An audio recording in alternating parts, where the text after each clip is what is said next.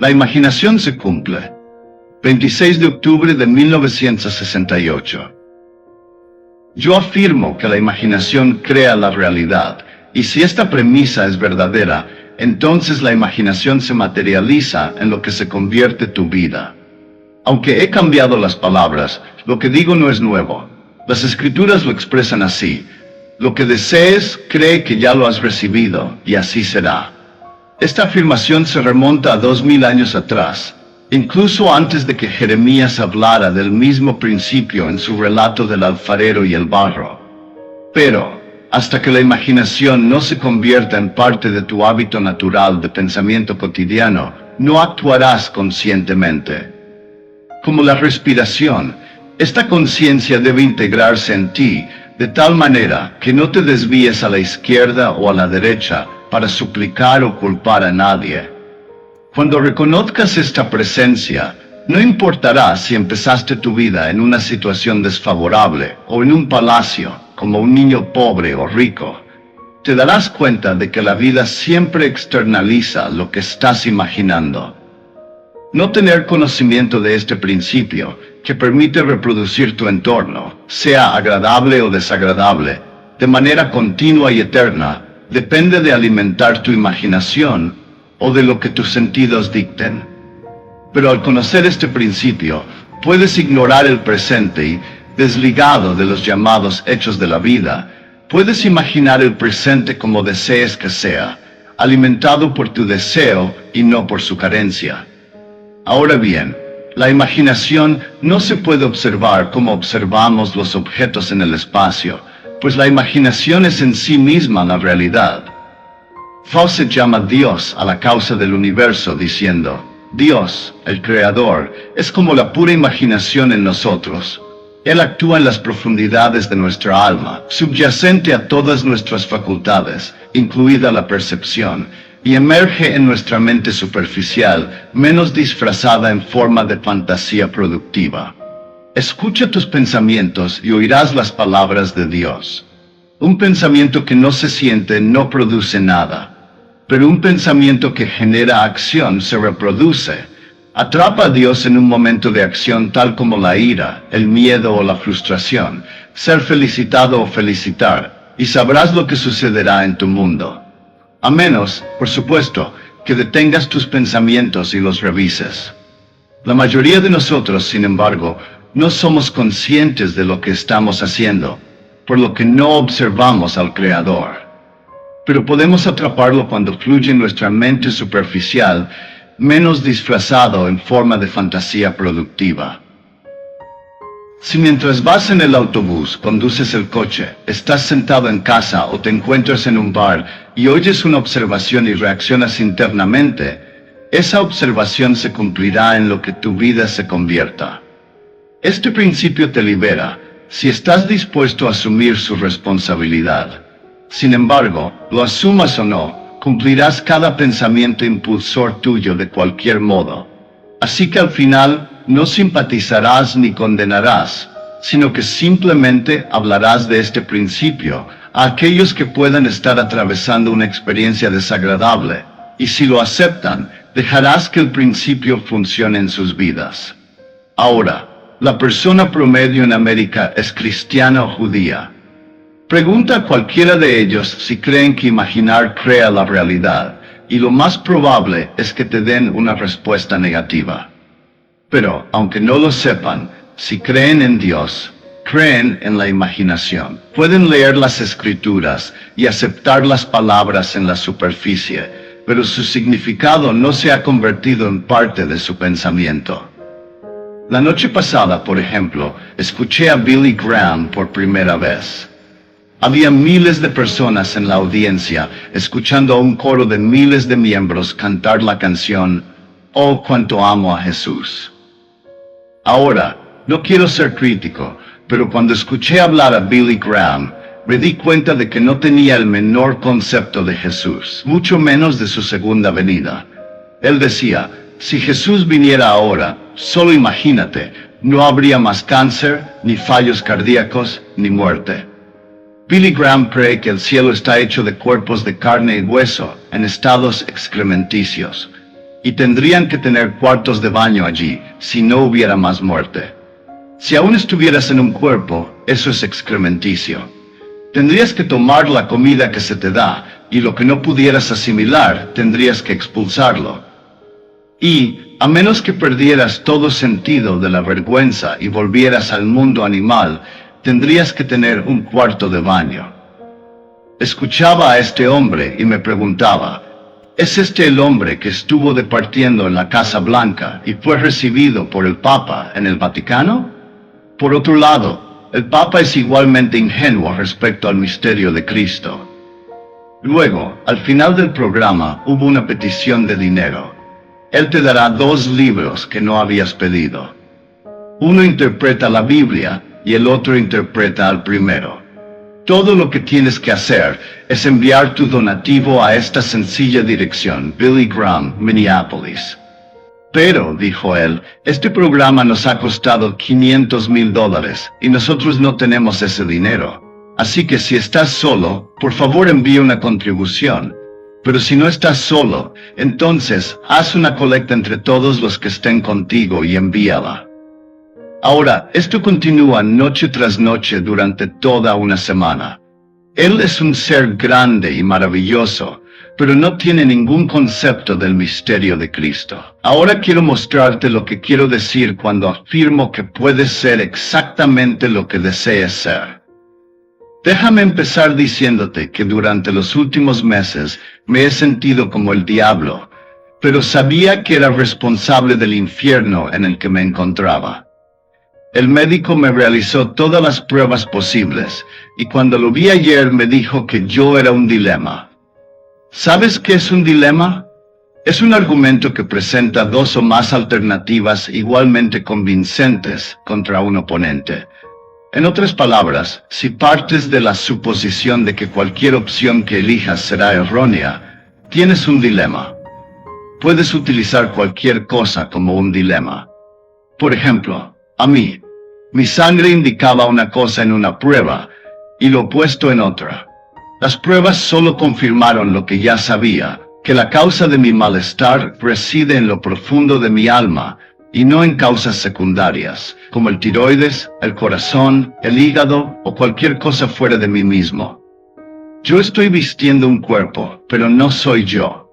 Yo me coloco en este cuerpo, lo cual me limita. Soy su poder operante. No puede ser causal, ya que solo refleja lo que mantengo en mi imaginación. No debo justificarlo, condenarlo, ni excusarme de ningún modo. Sabiendo que no me sentía bien, cambié mi sensación, y cuando las pruebas que había realizado para complacer a la persona que amo regresaron, supe que era un dilema. Te pido que asumas la misma responsabilidad.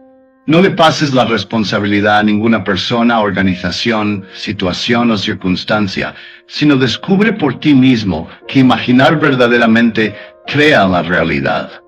Si la causa de toda vida es Dios, entonces Dios debe ser pura imaginación. Y porque puedes imaginar entonces como Dios, eres pura imaginación en ti mismo. Independientemente de que la razón y tus sentidos lo nieguen, puedes imaginar cualquier cosa y hacer que suceda si esta premisa es verdadera. Ahora, permíteme compartir algunas cartas maravillosas que he recibido recientemente. Una señora escribe: en julio mi coche necesitaba una reparación. Cuando firmé el recibo de crédito aceptando pagar el costo de $62, me imaginé que era un cheque, pues nunca firmo un cheque, a menos que haya dinero en el banco para cubrirlo. Agosto y septiembre pasaron sin ninguna solicitud de pago. En septiembre, un hombre me paró y, deseoso de vender su casa, me pidió ponerla en lista. Le dije que ya no estaba en el negocio y le recomendé a mi anterior corredor. Me olvidé completamente de ello, pero en octubre, justo antes de que llegara la comunicación de la reparación del coche, recibí una comisión de remisión de mi anterior corredor por la cantidad de $68, $6 más del costo de la reparación de mi coche. Aquí el dinero, como la historia en el capítulo 6 de Lucas, llegó a ella apretado, sacudido y rebosando. En el mundo antiguo, todo el mundo tenía un bolsillo grande donde se colocaba el grano y se apretaba hacia abajo hasta que rebosaba. Al igual que la docena del panadero, esta señora recibió más de sus $62. Luego decía, durante algún tiempo mi sillón favorito había necesitado una nueva tapicería. Elegir el material y el patrón fue fácil, pero el costo de $87 tuvo que ser imaginado. Así que, en lugar de limitarme a una cifra exacta, simplemente imaginé mi sillón ya nuevamente tapizado. Mientras estaba sentada en él, negaba su forro gastado, y cuando pensaba en él estando en otra parte de la casa, siempre lo veía como deseaba que fuera. A principios de septiembre, durante las vacaciones, nuestro vecino sufrió un ataque de corazón. Su esposa, deseando estar con su marido, le preguntó si su hijo podría quedarse con nosotros hasta su regreso. Puesto que él y nuestro hijo eran compañeros de juego e inseparables, John se quedó con nosotros durante 5 semanas, y cuando su madre preguntó cuánto le debía, yo amablemente le dije, nada. Pero algún día, cuando tengas un viejo billete gastado de $100 escondido en tu cartera, y no sepas qué hacer con él, puedes dármelo. La señora contestó, eso es exactamente lo que mi esposo y yo acordamos hacer. Y sacó de su cartera un billete doblado de $100 y me lo dio. Ese dinero pagó el nuevo forro del sillón, más un suplemento de $13. De nuevo vemos el dinero venir a ella apretado, sacudido y rebosando. Cuando aplicas este principio hacia el aparente otro, lo estás aplicando hacia ti mismo, porque no hay otro. Se nos dijo que cuando Job se olvidó de sí mismo en su amor por sus amigos y oró por ellos, su propio cautiverio fue levantado. Luego todo lo que aparentemente había perdido le fue retornado, multiplicado 100 veces. Cuando perdonas a otro pensando en él como te gustaría que fuera, y convenciéndote de la realidad de tu acto imaginario, estás perdonándole por lo que él parece ser, poniéndole en un estado enteramente diferente. Haz eso, y estás sustituyendo un concepto innoble por uno noble. Eso es el perdón. El perdón pone a prueba la capacidad de la persona para entrar y participar de la naturaleza del opuesto.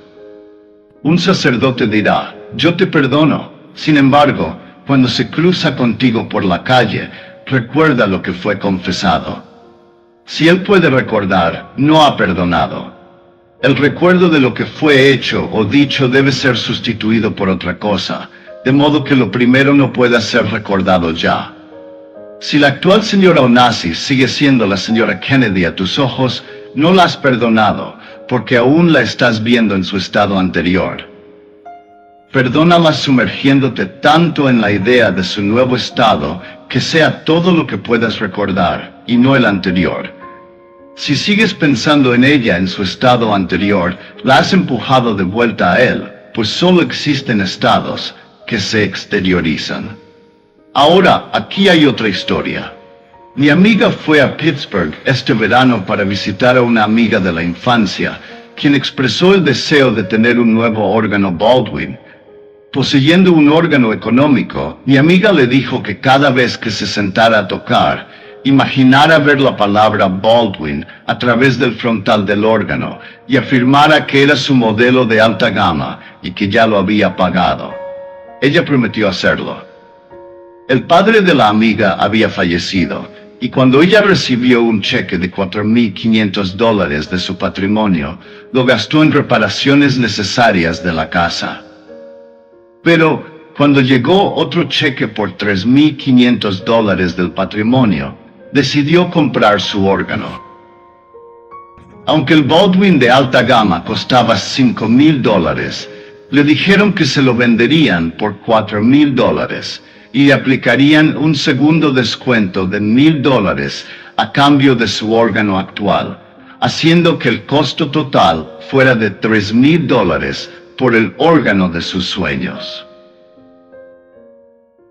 Ella accedió a pagar los $3,000 y el órgano fue instalado. Aunque una lluvia torrencial había provocado que el tejado de su casa necesitara reparación, el presupuesto de $1,700 se retrasó. Así que cuando llegó, mi amiga recibió una llamada de su amiga preguntando por qué el constructor había esperado a dar su presupuesto hasta después de que el Baldwin había sido comprado. Entonces mi amiga le contó la historia de mi amiga Ana, que vivía en Nueva York. Ana era una miembro de la profesión más antigua del mundo, siendo una dama de la noche. Ella frecuentemente venía a mis conferencias, pero ese día nos encontramos en la esquina de Broadway y la calle 72, donde me contó esta historia. Un día, mientras pasaba junto a una tienda de sombreros, se enamoró de un bonito sombrero en su escaparate, con una etiqueta que indicaba que costaba $17.50. Deseándolo tanto, decidió aplicar este principio, de modo que en su imaginación se colocó el sombrero en la cabeza, y mientras subía por Broadway, sentía el sombrero en su cabeza. No quería mirar en un escaparate de una tienda y ser desilusionada, y cuando llegó a casa, imaginó que se quitaba el sombrero y lo colocaba en el estante superior antes de mirarse al espejo. 10 días después, una amiga la llamó y la invitó a almorzar. Cuando llegó, la amiga le entregó una caja de sombrero, diciendo: «No sé qué me poseyó, pero compré este sombrero y cuando llegué a casa me di cuenta de que había cometido un error.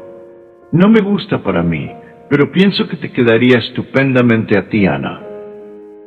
Al abrir la caja, metió la mano y sacó no cualquier sombrero, sino el sombrero.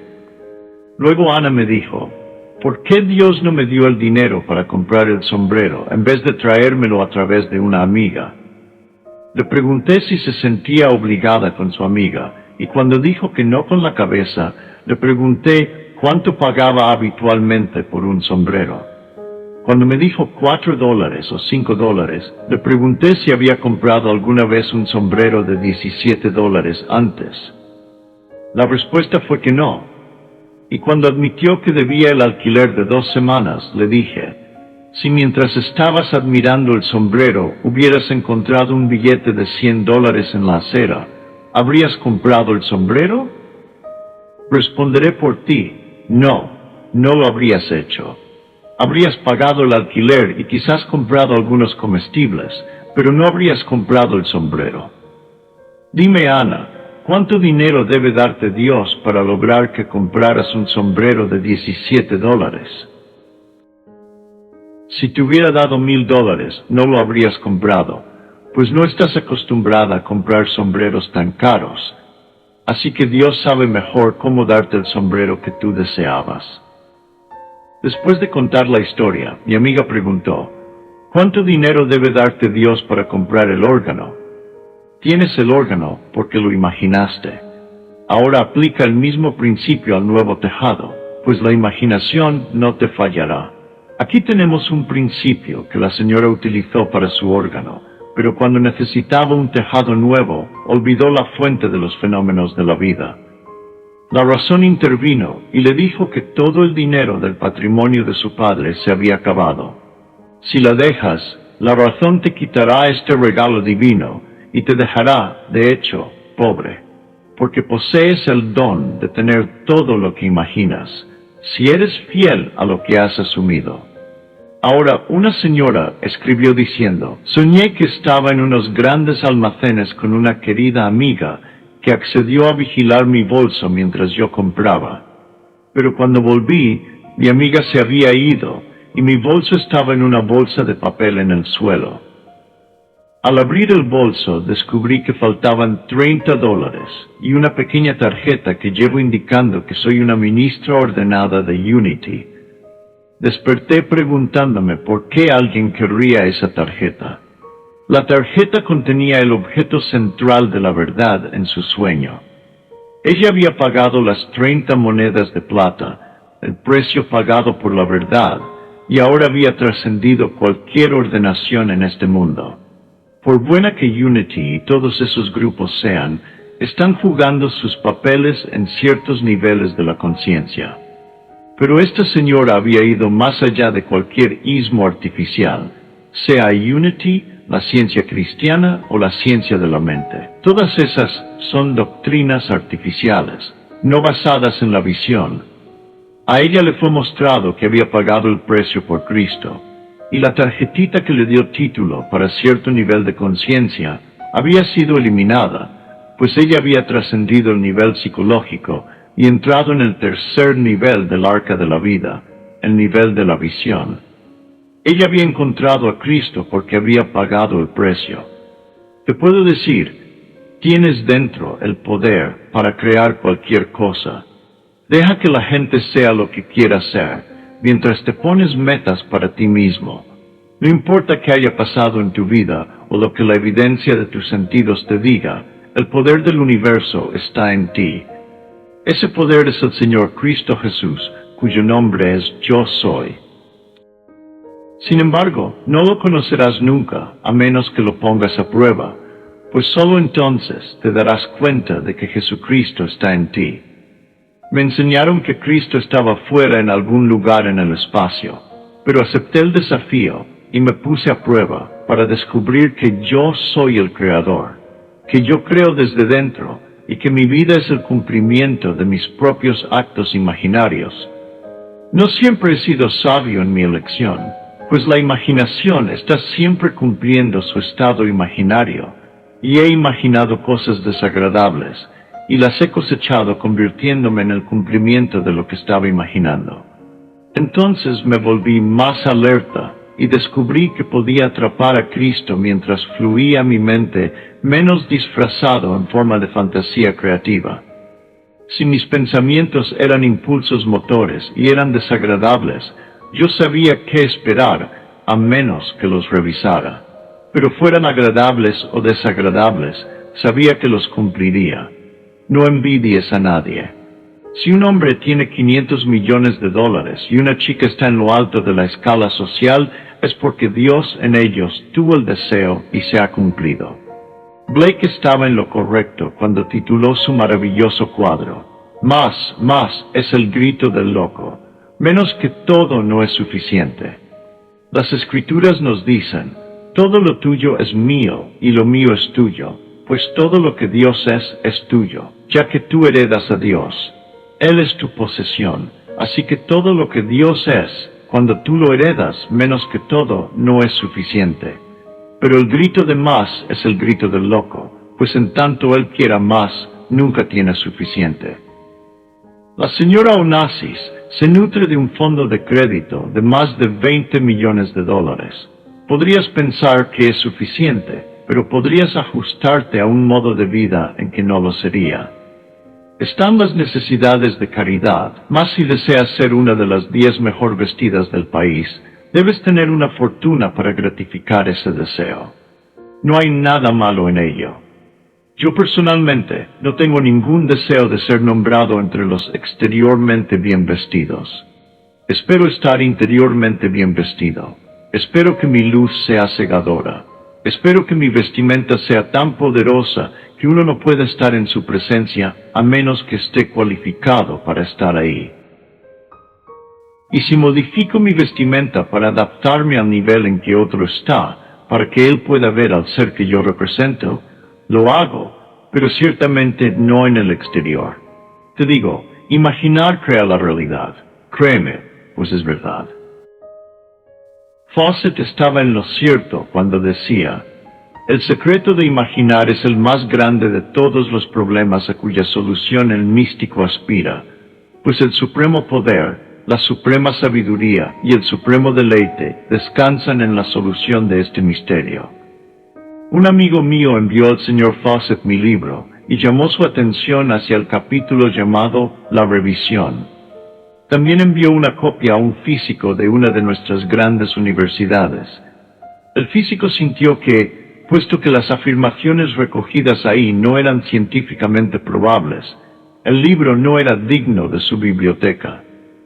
Mientras, el viejo caballero, que fue filósofo y profesor en la Universidad de Oxford, escribió la carta más dulce, diciendo, no sé quién es Neville, pero habiendo leído el capítulo sobre la revisión como solicitaste, sé que solo pudo haberlo recibido de los hermanos. Nadie, sino la sociedad divina, podría haber dictado ese capítulo.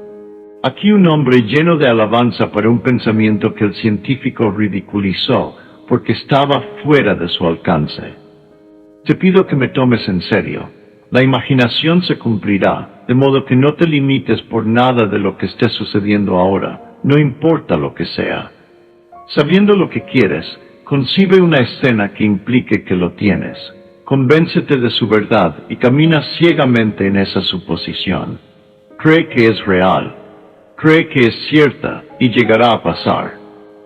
La imaginación no te fallará si te atreves a asumir y persistir en tu asunción, pues la imaginación se cumplirá en lo que tu vida se convierta.